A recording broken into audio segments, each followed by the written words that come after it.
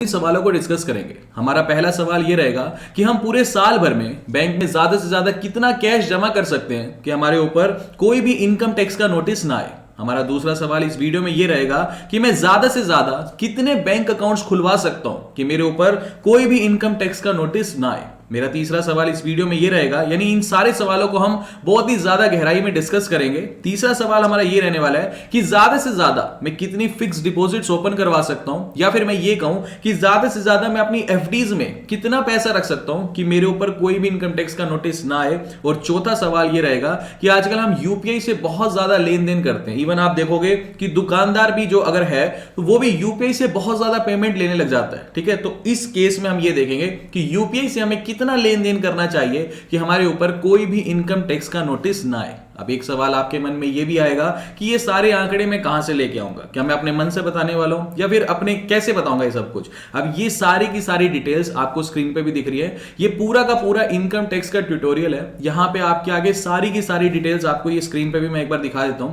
ये पूरा ट्यूटोरियल एक तरह से पूरा पढ़ के ये पीपीटी मैंने डिजाइन की है। पूरा ट्यूटोरियल पढ़ने के बाद एक एक चीज इसमें से निकाल के कि कितना कैश जमा करना चाहिए, सब कुछ मेंशन है इस ट्यूटोरियल के अंदर। आप खुद भी पढ़ सकते हो इस ट्यूटोरियल को। इसका लिंक मैं आपको नीचे डिस्क्रिप्शन बॉक्स में भी दे दूंगा अगर आप खुद पढ़ना चाहो। अदरवाइज इस वीडियो में इस ट्यूटोरियल के जितने भी मेन पॉइंट्स हैं जो आपके काम के हैं वो सारे के सारे मैं इस वीडियो में ही कवर कर दूंगा। तो यहां पे जैसे आपको आगे दिखाई भी दे रहा है ट्यूटोरियल के अंदर ही सबसे ऊपर ये लिखा हुआ है कि पूरा मैक्सिमम जो आप कैश जमा कर सकते हो पूरे साल भर में वो आप 10 लाख रुपए जमा कर सकते हो अगर आप चाहते हो कि आपके ऊपर इनकम टैक्स का कोई भी नोटिस ना आए। तो ऐसे करके इसी ट्यूटोरियल से सब कुछ हमने उठाया हुआ है। तो सबसे पहले एक एक करके स्टार्ट करते हैं अपने चारों सवालों को। जैसे कि हमारा पहला सवाल यही था कि पूरे साल भर में मैं मैक्सिमम कैश कितना जमा कर सकता हूं। तो जैसा कि इनकम टैक्स की ट्यूटोरियल में खुद मेंशन्ड है कि आप पूरे साल भर में टोटल जो कैश जमा या कैश विड्रॉ कर सकते हो वो कर सकते हो 10 लाख रुपए। देखो करने में 20 लाख करो, 50 लाख करो, 1 करोड़ करो, लेकिन अगर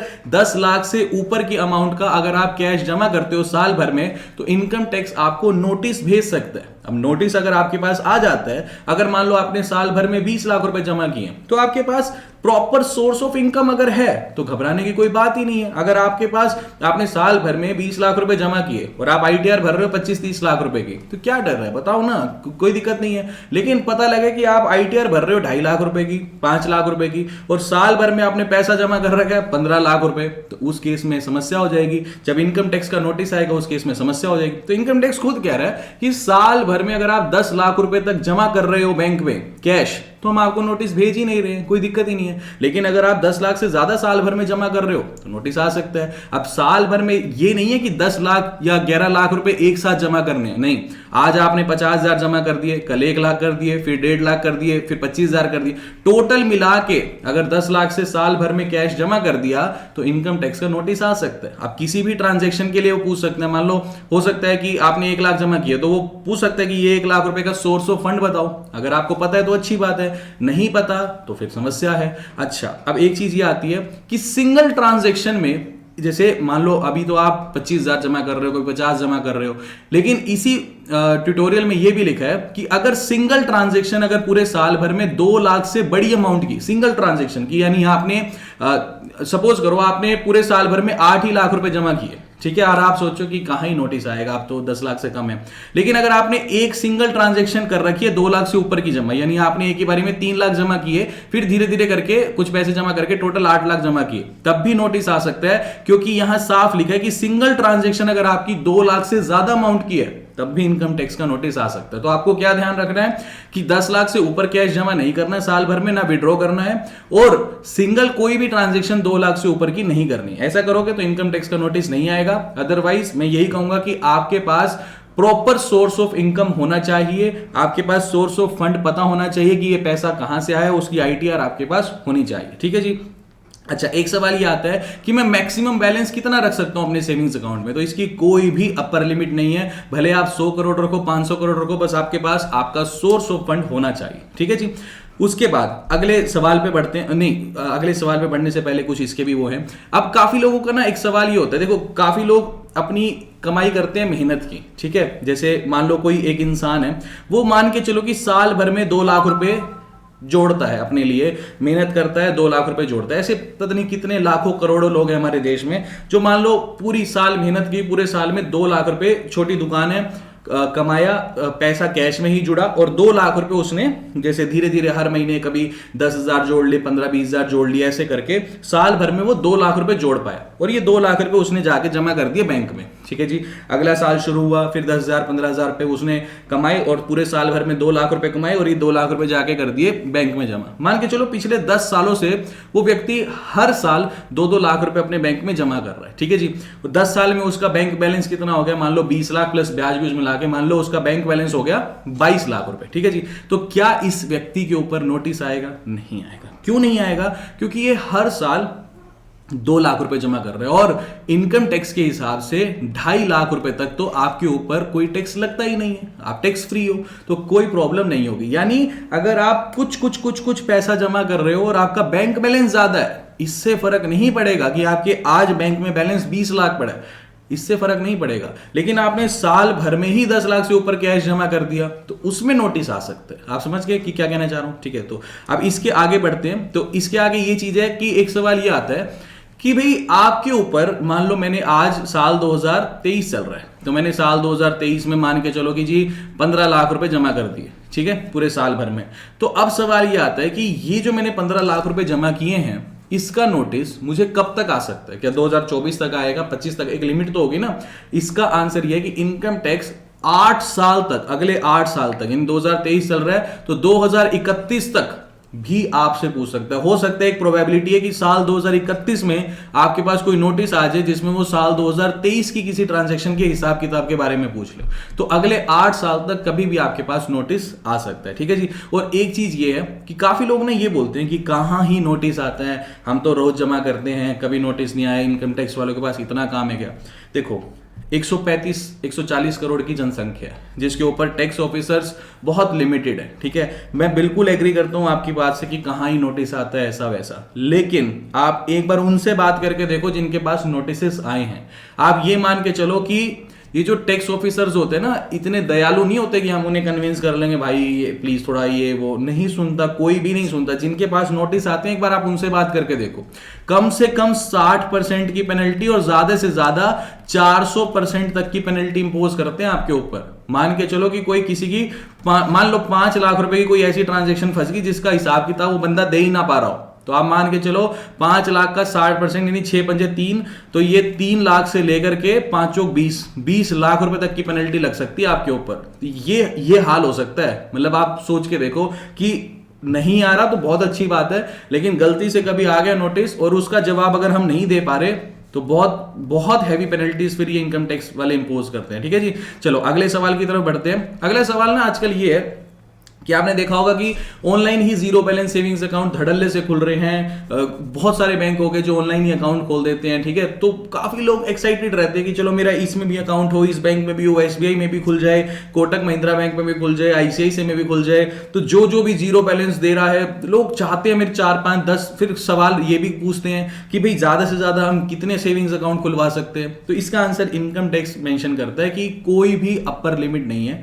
आप चाहे 2 अकाउंट खोलो, चाहे 1 खोलो, चाहे 20 अकाउंट खोलो, इससे कोई फर्क नहीं पड़ता अनटिल एंड अनलेस आप ये जो मल्टीपल अकाउंट खोल रहे हो इससे कोई गलत एक्टिविटी नहीं कर रहे। अगर आप ईमानदारी से रख रहे हो, हर किसी में आपने 500 रुपए, 5,000 रुपए, 4,000 रुपए रखे हुए, कोई फर्क नहीं पड़ता। आपके प्रॉपर सोर्स ऑफ अगर इनकम है तो 20 खोलो, चाहे 200 खोलो, चाहे 500 खोलो, कोई फर्क नहीं पड़ता। जितने मर्जी सेविंग्स अकाउंट आप खुलवा सकते हो। लेकिन मल्टीपल अकाउंट खुलवाने के ना कुछ फायदे भी हैं और कुछ नुकसान भी। एक बार हम ये डिस्कस कर लेते हैं। ठीक है जी, मान लो आपने मल्टीपल बैंक अकाउंट खुलवा रखे, तो उसका सबसे पहला फायदा तो ये है कि अलग अलग बैंक जो अलग अलग डिस्काउंट्स देते हैं। जैसे मान के चलो मैं ऑनलाइन शॉपिंग कर रहा हूं तो कई बार एसबीआई का ऑफर आ रखा होता है, कई बार ऑफर आ रखा होता है आईसीआईसीआई का। मान लो मेरा सभी बैंकों में अकाउंट है तो मैं हर बार ऑफर अवेल कर सकता हूं। तो मल्टीपल अकाउंट खुलवाने का पहला ये हो गया। दूसरा ये हो गया कि एक बैंक के ऊपर डिपेंडेंसी रिड्यूस कर देते में थी, तो बैंक की पोस्टिंग जब थी बैंक ब्रांच की, ठीक है, तो उस टाइम मेरी जो बैंक ब्रांच के सामने ना एक तरह से जो बोलते हैं ना मंडी, तो मंडी बहुत बड़ी मंडी थी। तो वहां ना रोज डेली मतलब ऐसे बड़े बड़े ट्रक्स आते थे। तो डेली सवेरे सवेरे सुबह 9 साढ़े 9 10 बजे के आसपास ना चेक्स आ जाते थे कि किसी की 80 लाख की पेमेंट है, किसी की 90 लाख की पेमेंट है। वो जब तक पेमेंट क्लियर नहीं होती थी ना, वो ट्रक से माल नहीं उतरता था। आप समझ गए। एक बार क्या हुआ कि बैंक के सर्वर में एरर आ गया और सर्वर जाके खुला दोपहर को 3 बजे तक। अब क्योंकि बैंक के सर्वर में एरर आया तो सामने वाली पार्टी को पेमेंट नहीं हो पाई। अब पेमेंट नहीं हो पाई तो वो ट्रक वहीं खड़ा रहा, मतलब सुबह से लेके मतलब दोपहर बज गई, यानी 6 घंटे वो ट्रक खड़ा रहा। अब 6 घंटे की फीस बैंक की गलती की वजह से उस ट्रक की जो 6 घंटे की फीस थी उस दुकानदार को, उस व्यापारी को, उस ट्रक वाले को देनी पड़ी। एक तरह से आप समझ के बात को कि एक सर्वर के ऊपर अब यही चीज अगर मान लो उसके पास 2 अकाउंट होते, मान लो एक हमारे बैंक के अलावा भी उसके पास कोई दूसरा बैंक अकाउंट अगर होता तो वो अपनी ट्रांजेक्शन यहां पे नहीं हो रही, यहां का सर्वर खराब है ना, तो दूसरे बैंक से करवा लेता। आप समझ के बात को। लेकिन उस केस में उसके साथ क्या हुआ, क्योंकि यहां पे ट्रांजैक्शंस नहीं हो पा रही तो उसकी डिपेंडेंसी सिर्फ एक बैंक के ऊपर ही थी, उसे वेट करना पड़ा कि जब तक सर्वर नहीं चल गया। तो ये फायदा हो जाता है कई बार कि मल्टीपल बैंक अकाउंट्स खुलवाने का। तीसरा ये होता है कि फ्रॉड का रिस्क कम हो जाता है। मान लो मेरे पास एक बैंक अकाउंट, पहले तो मान लो कि एक बैंक अकाउंट है और इसमें ही मेरे पास 10 लाख रुपए पड़े, और दूसरा केस मान लो कि मेरे पास 5 बैंक अकाउंट है और मैंने सब में 2-2 लाख रुपए रखे हुए हैं। ठीक है जी। आजकल ऑनलाइन इतने फ्रॉड हो रहे हैं कि वो आपका पूरा का पूरा बैलेंस ही खत्म कर देते हैं अगर भगवान ना करे फ्रॉड हो तो। ठीक है जी। मान लो किसी के साथ इधर फ्रॉड हो जाता है तो इसके तो पूरे 10 लाख रुपए ही खत्म कर देगा जो भी फ्रॉडस्टर होगा। लेकिन अगर इस बंदे ने 5 बैंकों में 2-2 लाख रुपए रखे हुए हैं तो अगर भगवान ना करे फ्रॉड होता भी है तो भी एक ही बैंक अकाउंट के साथ फ्रॉड होगा। मानता हूं कि 2 लाख का नुकसान जरूर हो सकता है लेकिन फिर भी 8 लाख रुपए उसके सेफ रहेंगे। तो मल्टीपल अकाउंट्स खुलवाने का एक फ्रॉड से बचा जा सकता है, ये भी एक एडवांटेज है। और चौथा एडवांटेज है DICGC बेनिफिट। आज की डेट में DICGC जो आरबीआई की एक सब्सिडरी बॉडी है ना, ये हर बैंक के हर कस्टमर को 5 लाख रुपए का इंश्योरेंस देते हैं। जैसे मान लो एक्सिस बैंक है फॉर एग्जांपल, कोई हर एक बैंक को देता है, मान लो एक्सिस बैंक है। अब DICGC बोलता है कल को एक्सिस बैंक अगर डूब गया ना तो हर कस्टमर को, मतलब जिस ज्यादा से ज्यादा मैं 5 लाख रुपए एक तरह से दे दूंगा। जैसे मान लो कि मेरे 10 लाख रुपए एक्सिस बैंक में जमा है, ठीक है जी, और हाइपोथेटिकली स्पीकिंग कल को एक्सिस बैंक अगर डूब गया तो इसमें से 5 लाख रुपए DICGC मुझे पे करेगा। आप समझ के बात को। अगर मेरे 2 लाख रुपए जमा है तो पूरे के पूरे 2 लाख रुपए मुझे पे करेगा, यानी ज्यादा से ज्यादा DICGC मुझे 5 लाख रुपए पे करेगा अगर कल को एक्सिस बैंक डूब गया। और ये सर्विस हर बैंक के साथ DICGC बोलता है। तो एक चीज मानो, अगर मान लो मेरे पास टोटल 20 लाख रुपए है तो मैंने अगर मान लो सिर्फ एक एक्सिस बैंक में 20 लाख रुपए जमा कर दिए लेट सपोज, और कल को हाइपोथेटिकली स्पीकिंग ये एक्सिस बैंक डूब गया तो मुझे DICGC ज्यादा से ज्यादा 5 लाख रुपए ही देगा।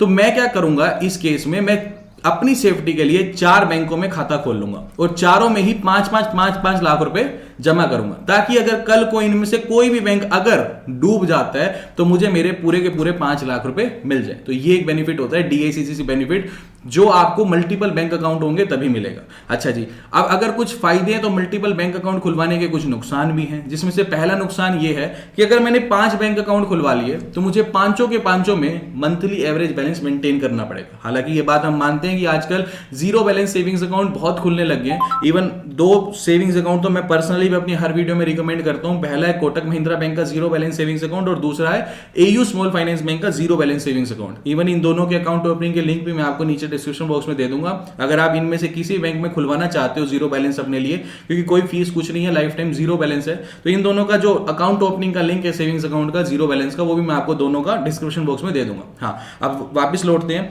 तो अगर जीरो बैलेंस सेविंग्स अकाउंट अगर आपके पास है तब तो एक अलग बात है, लेकिन अगर मंथली एवरेज बैलेंस वाले मल्टीपल अकाउंट आपने खुलवा लिए तो हर एक का आपको मंथली एवरेज बैलेंस मेंटेन करना ही पड़ेगा। साथ साथ डेबिट कार्ड की फीस भी आपको हर साल फिर इन बैंक अकाउंट की पे करनी पड़ेगी। अच्छा, दूसरी चीज मल्टीपल बैंक अकाउंट में एक प्रॉब्लम ये होती है कि ना हम ट्रैक नहीं कर पाते। मान लो किसी में 5,000 पड़े, किसी में 2,000 पड़े, किसी में 6,000 पड़े, तो एक माइंड काम नहीं करता ना मेरे पास टोटल पैसा कितना पड़ा है, कितनी मैं बचत करूं, कितना मैं खर्चा करूं। तो एक ये प्रॉब्लम हो जाती है। एक वही चीज हो जाती है कि एक्सपेंसेस के ऊपर फिर हमारा कंट्रोल नहीं रहता। ठीक है जी।